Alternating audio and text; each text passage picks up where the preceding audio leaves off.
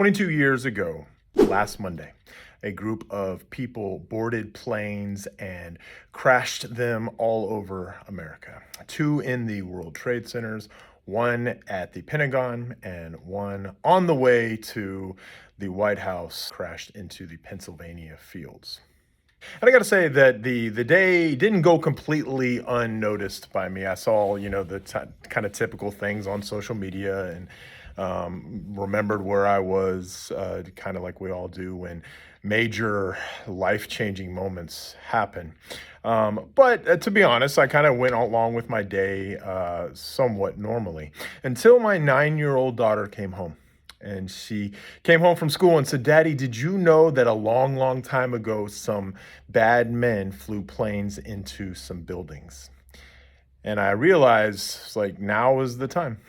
Now is the time when my daughter now lives in a world where this is possible. I remember thinking that one day my children will grow up and hear this story, similar to how I heard stories about Pearl Harbor, about World War II, about some of the major tragedies of the past. Now it's my daughter's turn to learn about September 11th.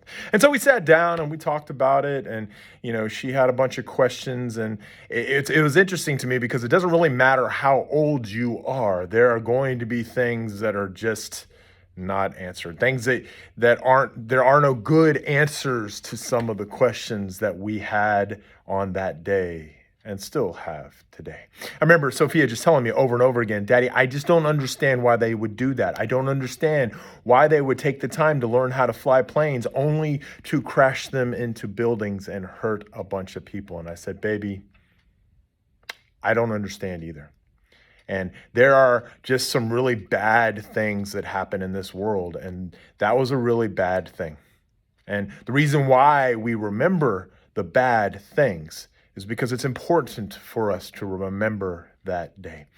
I said, there's a lot of stuff we could talk about, and if you have questions, let's talk more about it. But just know this, that sometimes in our world, bad things happen, but in the midst of the bad, there was good things going on. There were heroes that were running into buildings to help people. There were people on planes that were working to stop the spread of death and destruction. And if you want to know where God is in some of the darkest moments of our past, it's in the helpers. It's the people who, the police officers, the firemen, just the everyday moms and dads that were doing what they could to help in the midst of a very, very, very dark time.